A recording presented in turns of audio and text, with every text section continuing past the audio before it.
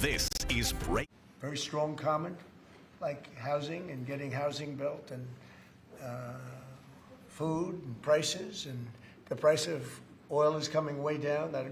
Anything I do is going to be good for New York. If I can get prices down, it's good for New York, and we've got them down, way down from last year. We have, as you know, I've been saying to a lot of people, Walmart said that Thanksgiving this year is exactly 25% less than last year, so that's good for New York, good for everybody.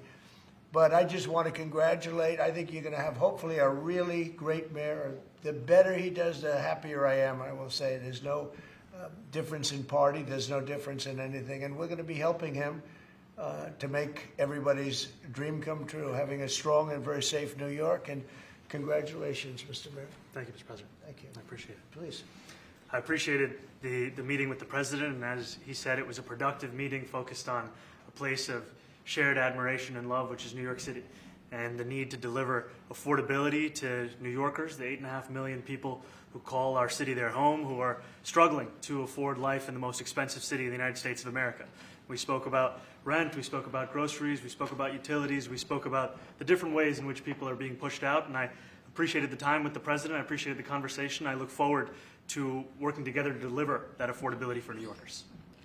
Thank you very much. Any questions, please? President Trump, Stephen Nelson from the New York Post. I've got a question for you and then also one for the mayor-elect.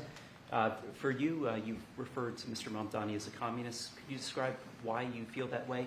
And also, will you do anything to stop him from arresting Prime Minister Netanyahu if he visits New York? Well, we didn't discuss your second part of the question. And on your first part, I mean, he's got views that are a little out there, but who knows? I mean, we're going to see what works, or he's going to change also. We all change. I changed a lot. From when I first came to office. It's now quite a while ago. It's quite a while. My first term was great. We had the greatest economy in the history of our country. We're doing even better now. We're doing much better now than we did even the first term. And I can tell you some of my views have changed. And we had discussions on some things. I'm not going to discuss what they were, but that I feel very confident that he can do a very good job. I think he's going to be. I think he is going to surprise some conservative people, actually, and some very liberal people. He won't surprise them because they already like him. And for Mr. Mamdani, it sounds like you had a productive discussion, but just days ago you referred to President Trump as a despot who had betrayed the country. You said you would be his worst nightmare and accused him of having a fascist agenda. Are you planning to retract any of these remarks in order to improve your relationship? I think both President Trump and I, we are very clear about our positions and our views, and what I really appreciate about the President is that the meeting that we had focused not on places of disagreement, which there are many, and also focused on the shared purpose that we have in serving New Yorkers. And frankly, that is something that could transform the lives of the 8.5 million people who are currently struggling under a cost of living crisis, with 1 in 4 living in poverty. And the meeting came back again and again to what it could look like to lift those New Yorkers out of struggle and start to deliver them a city that they could do more than just struggle to afford it, but actually start to live in it. And I've been called much worse than a despot, so it's not that insulting. Maybe I think he'll change his mind after we get to working together. Yes, please. Mr. President, Mandani from MTV Lebanon. Good. I would like to ask you a question about the Middle East regarding you said that Hezbollah in Lebanon is not in a good position. And Lebanon now is the final unresolved after Gaza and Syria. Given your assessment, like what do you say for the Lebanese today? It's the independent state in Lebanon, and what is your next move to push toward disarmament? The disarmament. Sure. Well, we are pushing for total disarmament of Hamas and, frankly, everybody else. And we actually have peace in the Middle East. As you know, the King of Saudi Arabia just left yesterday. We had some great meetings, and he's made a contribution toward the United States of more than $1 trillion. We have now over $20 trillion coming in. No country has ever had anything like that, not even close. If you go to 2 trillion or 1 trillion, it's a lot. We have 20 or 21 trillion dollars. I think that Hezbollah has been a problem in Lebanon, big problem. We're working with Lebanon. We're working with everybody in the Middle East. That's another thing I think we have in common. We want to see peace in the Middle East, and we actually have now, for the first time, peace in the Middle East after 3,000 years. and now we're going to refine it, and I think you're going to see some very positive things happen. There is a potential to invite the Lebanese president. Oh, sure. Oh, I would do that, absolutely. And if the mayor would like to be here for that meeting, because I know he feels very strongly. I think you feel very, very strongly about peace in the Middle East. I think we desperately want it, and that's something that I shared with the president, that when I spoke to New Yorkers who had voted for the president last November on Hillside Avenue and Fordham Road, I asked them why. I heard again and again two major reasons. One was that they wanted an end to forever wars. They wanted an end to the taxpayer dollars we had funding violations of human rights, and they wanted to address the cost of living crisis. And I appreciated the chance to discuss both of those things. He said a lot of my voters actually voted for him, and I'm okay with that. I'll do that. I'll sign it. Give it to me. I'll sign it in a minute. That's pretty good. Mr. President. Yeah, please. You threatened to send federal troops to New York City. You both have differences when it comes to ICE agents in New York City. Mr. Mamdani, you've called ICE a rogue government entity. I wonder how you reconcile your differences on both of those issues. Well, I think we're going to work them out, and I think that if we have known murderers and known drug dealers and some very bad people, we want to get them out. And the mayor wants to have peace. We discussed this at great length, actually, maybe more than anything else.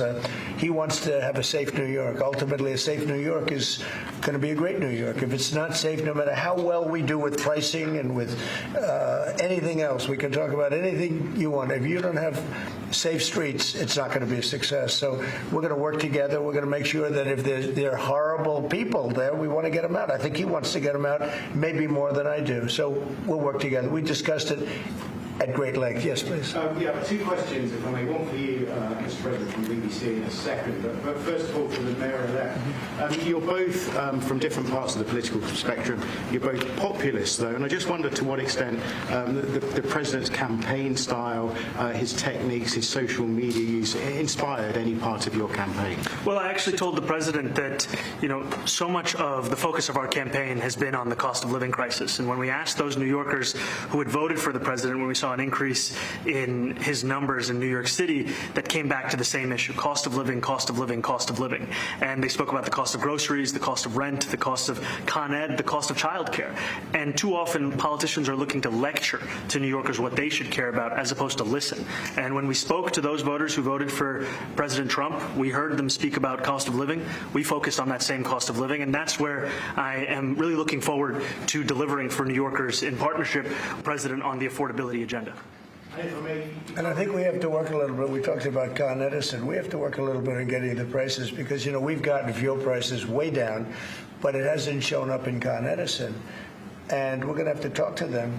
If we're sending them fuel at a much lower price than it was a year ago, which is true, we have to get Con Edison to start lowering the rates. Absolutely. And if I may, last week you told me you were pushing ahead with your plans to sue BBC for up to $5 billion. You're going to speak to Prime Minister Starmer as well. Is there any progress or any updates on those issues? Well, we get along very well with the Prime Minister. We made a deal with UK. I like him. He's a fine person. And, I think they have some big energy problems. They've got windmills all over the place. They're going to have to start using other methods because their energy is out of control. Talking about in the UK, it's out of control. And he's got that problem. He's got a big immigration problem, as you know, and he's got a big energy problem. And we talk about it. He's a good man. Prime Minister's a good man. You had a chance to speak this week. I haven't spoken this week. Mr. President, have you spoken to President Zelensky, or do you intend to Who? President Zelensky about your plan? Are you going to meet with him? I've spoken with their people. We have a plan. It's horrible what's happening. It's a war that should have never happened. It would have never happened if I was president, and it's a shame. And I thought they should have acted quicker. But it's a cold winter, and a lot of the you talk about utilities, but a lot of the big energy-producing plants have been under attack, to put it mildly, to put it nicely. We have a way of getting peace, or we think we have a way of getting peace. He's going to have to approve it. Just so sad, so many people. Last month they lost 25,000 soldiers. This is something, we haven't seen anything like this since the Second World War. They're averaging 6,000 or 7,000 a week between the two of them, dead soldiers. And it goes on, and I think they're getting reasonably close, but I don't want to predict. I would have said that would have been one of my early ones. I did 8 peace deals of countries, including in India, Pakistan. You could even go, in fact, they're coming here in a week or two, go to the Congo and Rwanda. That was 10 million people dead, and we worked something out on that. But so many. And the one I thought would have been, for me, because I have a very good relationship with President Putin, I thought that would have been maybe quicker. But it does take 2 to tango. And now you just see all the death. And, it doesn't affect us other than the fact that we don't want to see all those people that really is on the other side of the ocean. It's a war that should have never happened. It did happen. I blame the person also sitting right behind this desk. This is a war that should have never happened, and it wouldn't have happened if I were president. But we're trying to save a lot of lives. They're losing 25,000 lives over the last short period of time. That's Ukrainian and Russian, and it's a shame. What happens if I want to ask the mayor-elect about a House resolution just passed overwhelmingly to condemn socialism, including with 86 Democrats, all of House Dem leadership, and the minority leader, Hakeem Jeffries, despite his endorsement of you. What's your reaction to that?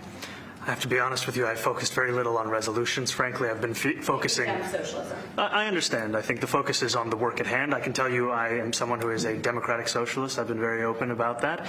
And I know there might be differences about ideology, but the place of agreement is the work that needs to be done to make New York City affordable. That's what I look forward to. And I want to clarify your answer to Stephen Nelson. Mm-hmm. He asked about your comment calling the president a fascist. And your answer was, both President Trump and I have been clear about our positions and our views. Mm-hmm. Are you affirming that you think President Trump is a fascist? I've spoken about... That's okay. You can just say yes. Okay. So, All right. Okay. It's easier. It's easier than explaining it. I don't mind. And Mr. President, I wanted to ask you also about this Ukraine plan. Yeah. President Zelensky said today that his country would risk either giving up a partner or giving up its dignity. There's been criticism that this deal... You mean he doesn't like it? It's unclear. He was sort of tenuous. He'll have to like it, and if he doesn't like it, then they should just keep fighting, I guess. The suggestion that he made, though, was that if he doesn't accept it, that the U.S. would pull back its support for Ukraine. Well, at some point he's going to have to accept something. He hasn't accepted. You remember right in the Oval Office not so long ago, I said, "You don't have the cards." Don't forget, I inherited this war. This war never would have happened. I inherited this war. And I thought he should have made a deal a year ago, 2 years ago. The ultimate deal would have been if it never started. That would have been the good deal. That could have been done, too, if you had the right president, but you didn't have the right president. Mr. President, cost of living is something that you and Mr. Mandani seem to agree on. Right. Democrats have run New York City for a long time, Mr. Mamdani. Do you see Democrat policy specifically as being a problem? And I'd like that to be a question that both of you could answer in New York City. Look, I think that there are many things in our city where we have to own the responsibility of it, things that existed long before the president was the president. And those are also part of the message of our campaign, was to take on a broken politics of the past. And I ran against a number of candidates who represented different versions of that past. And what we found time and again is that working people were left behind in the politics of our city. And what we're looking to do is put those people right back at the heart of our politics so that we don't have a situation where we're in the wealthiest city in the history of the world, and yet 1 in 5 can't even afford $2.90 for a Metro card. Mr. President, We had some interesting conversation, and some of his ideas really are the same ideas that I have. But a big thing on cost, the new word is affordability. Another word is just groceries. It's sort of an old-fashioned word, but it's very accurate. And they're coming down high. They were... we had, both of us, we had the highest inflation in the history of our country the last 4 years under the Biden administration, and we've got inflation down now to a normal number. It's going to go even a little bit lower than that. Katie, do you have something in a bit? Mr. President, thank you so much.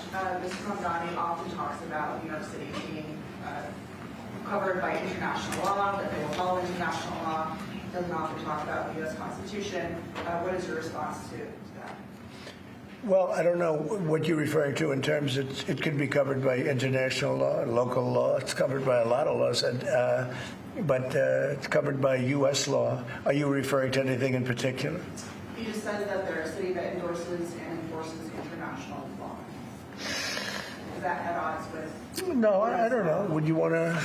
Do you want to respond? Yeah, I think what I've shared with the president is our desire to not only follow the laws of our own city, laws that protect New Yorkers, but also a desire for consistency in our politics across the board. And that's something that we've talked about and something that I know many New Yorkers want. So you work with ICE? We work with ICE then? We discussed ICE and New York City, and I spoke about how the laws that we have in New York City allow for New York City government to speak to the federal administration for about 170 serious crimes.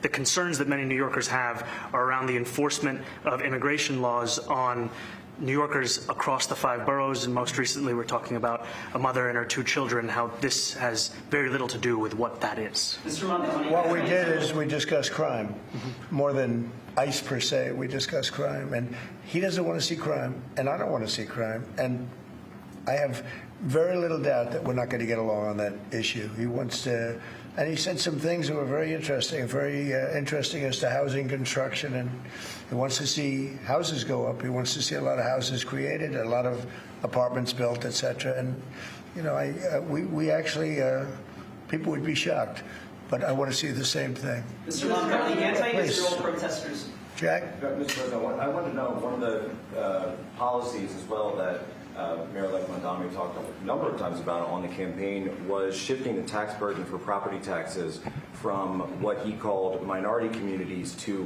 white-based communities and putting more taxes on white people. I also noticed that in your acceptance speech you didn't mention anything about America or Christians or white people in general, and so I didn't know if that was one of the policies that you guys had spoken about.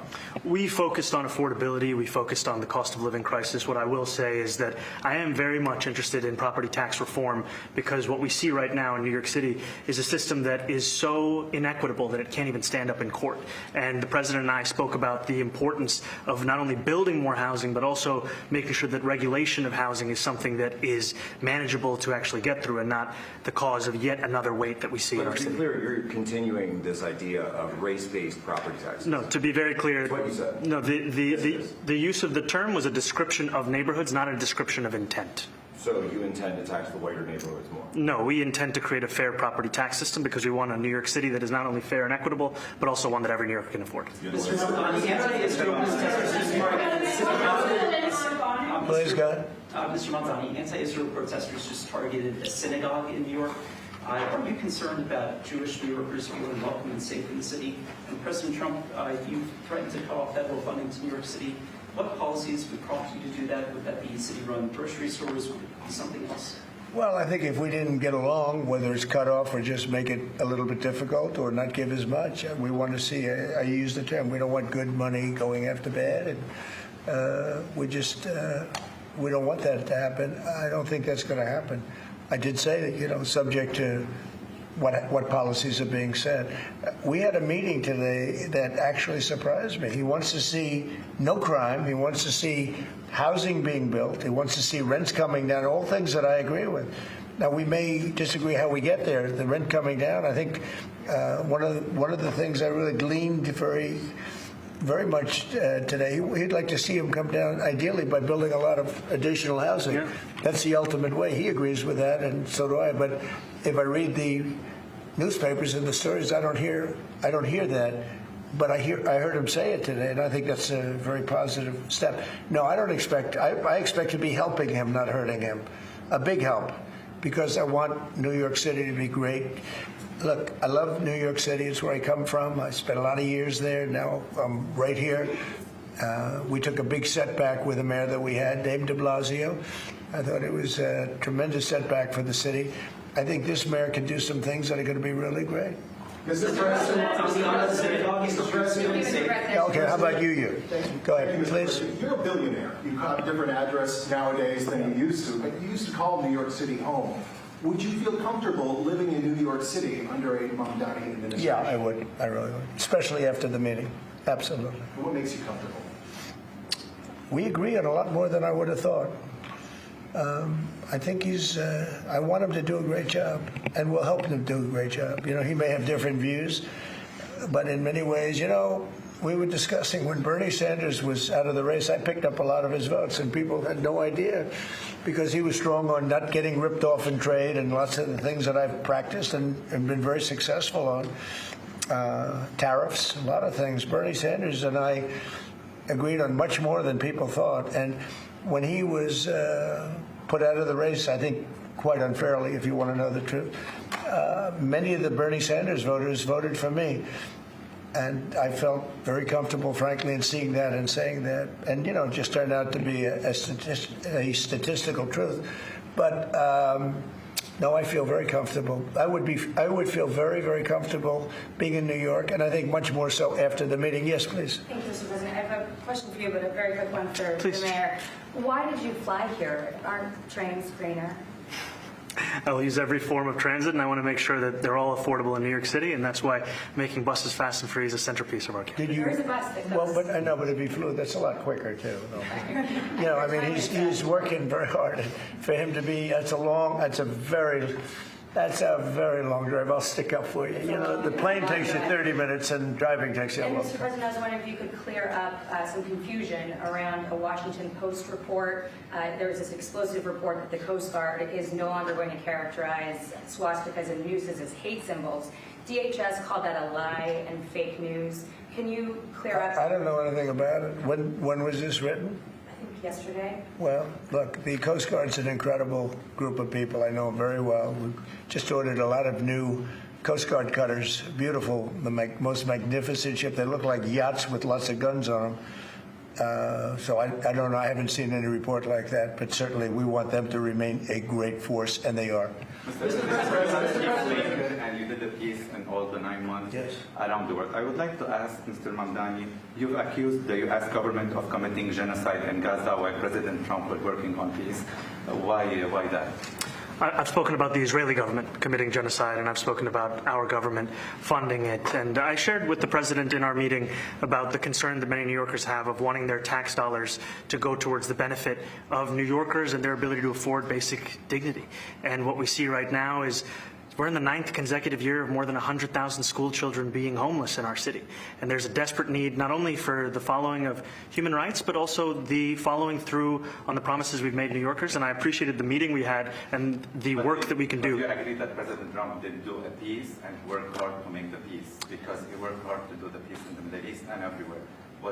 Do you agree with that? I appreciate all efforts towards peace, and I shared with President Trump that when I spoke to Trump voters on Hillside Avenue, including one of whom was a pharmacist that spoke about how President Trump's father actually went to that pharmacy not too far from Jamaica Estates, that people were tired of seeing our tax dollars fund endless wars. And I also believe that we have to follow through on the international human rights, and I know that still today those are being violated, and that continues to be work that has to be done no matter where we're speaking of. Mr. President, thank you, Mr. President. Do you view the mayor-elect as the true leader of the Democrat Party? And do you think Leader Schumer's and Leader Jeffries, have to follow his lead? Well, look, I hope they have great leaders. This is a man that right now I think is focused on New York City. I really think he has a chance to do a great job. We're going to help him, but I really think he has a chance to do a great job. But I'll let you answer that. You consider yourself the leader of the Democrats? I think it's more appropriate for him. I consider myself the next mayor of New York City, and I keep my horizons firmly on New York City, and I appreciate the meeting with the president, which focused again on the 5 boroughs and whether New Yorkers could afford to live there. By the way, being the mayor of New York City is a big deal. Absolutely. I always said, one of the things I would have loved to be someday is the mayor of New York City.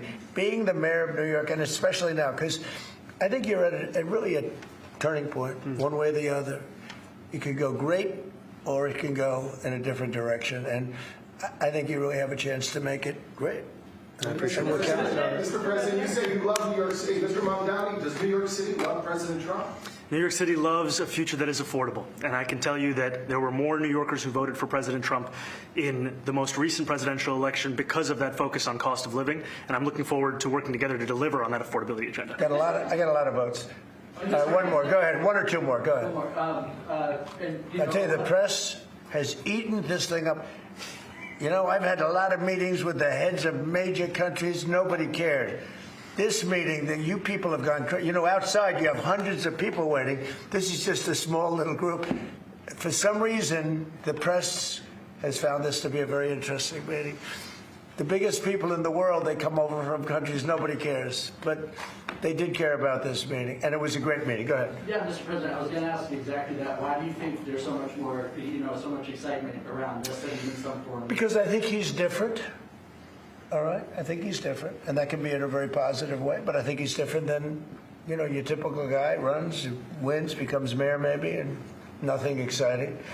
Because he has a chance to really do something great for New York. New York is at a very critical point, and he does need the help of the federal government to really succeed, and we're going to be helping him. But he's different than, your average candidate. He came out of nowhere. I said he has a great campaign manager standing over there. He came out of nowhere. What'd you start off at 1 or 2? And then I watched. I said, who is this guy? He was at 1, then he was at 3, then he was at 5, then he was at 9. Then he went up to 17. I said, let's get a little bit interesting, right? And then all of a sudden he wins a primary that nobody expected he was going to win. It's a great tribute. I mean, it's an amazing thing that he did. And I'll just add one thing to what the president said. Is one thing I also appreciated is in our meeting to appreciate a portrait of FDR and the incredible work that was done with the New Deal, and also in thinking about what it can look like when the federal government and New York City government work together to deliver on affordability. It can be transformative. We have a great portrait of FDR that I found in the vaults that was missing for years. I found it, and I put it up. He's a Democrat, to the best of my knowledge. He's a Democrat. And when the mayor saw that portrait, he said, "Sir, do you mind if I have a picture taken by that portrait?" It's an amazing portrait. I hope the picture comes out good. But it's an amazing portrait in the cabinet room. So he's a big fan of the New Deal, I guess, and of FDR. Yes, ma'am. Thank you, Mr. President.